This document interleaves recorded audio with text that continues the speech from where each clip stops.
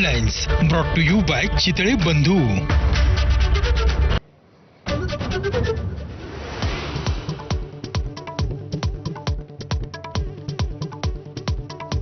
आमदार अमित साटम मुंबई भाजपचे नवे अध्यक्ष. मुंबई महापालिका निवडणुकीपूर्वी आशिष शेलार यांच्या जागी साटम यांची नियुक्ती.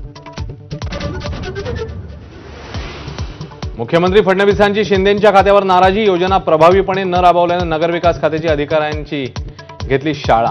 बैठकीला शिंदे उपस्थित नसल्याची सूत्रांची माहिती. 29 ऑगस्टच्या मुंबईतल्या आंदोलनाच्या पार्श्वभूमीवर मनोज जरांगेंची थोड्याच वेळात अंतरवाली सराटीत पत्रकार परिषद.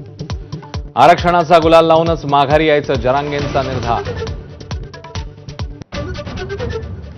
मनोज जरांगेंना मुंबईत आंदोलन करू देऊ नका. गुणरत्न सदावर्तेंची पोलीस महासंचालकांकडे पत्राद्वारे मागणी. जरांगेंचं आंदोलन हा हायकोर्टावर दबाव टाकण्याचा प्रयत्न असल्याचा सदावर्तेंचा आरोप.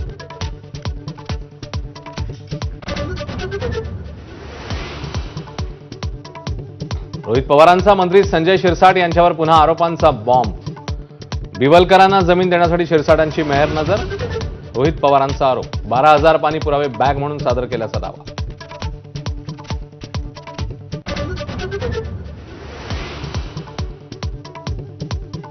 स्वतःच्या नाही तर दुसऱ्याच्या भागात 40 ते 50,000 मतांनी निवडून येण्याची शंकास्पद. मतचोरीच्या मुद्द्यावरून आमदार जयंत पाटील यांची गोपीचंद पडळकरांवर अप्रत्यक्षपणे टीकेची जोड.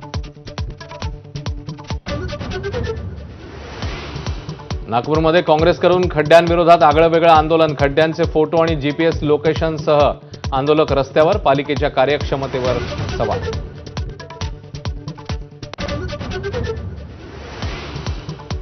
मुंबईसह उपनगरात सकाळपासून पावसाची हजेरी. पश्चिम द्रुतगती महामार्गावर वाहनांना कासव गती, तर पश्चिम, मध्य आणि हार्बर तिन्ही मार्गावरची सेवा विलंब.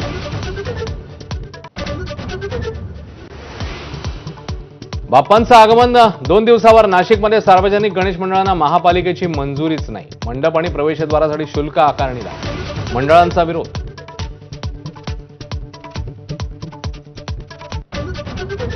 गणेशोत्सवात कोकणात जाण्यासाठी मुंबईकरांचे हरतऱ्हेचे प्रयत्न. रेल्वेची गर्दी आणि रस्त्यांवरील खड्ड्यांचं विघ्न, तर वाढत्या प्रवासी संख्येमुळे विशेष ट्रेन, अतिरिक्त बसेसचाही पर्याय. मुंबई, पुण्यासह राज्यभरात बाप्पांच्या आगमनाची लगबग. बाजारपेठांमध्ये नवचैतन्य. खरेदीसाठी भाविकांची गर्दी.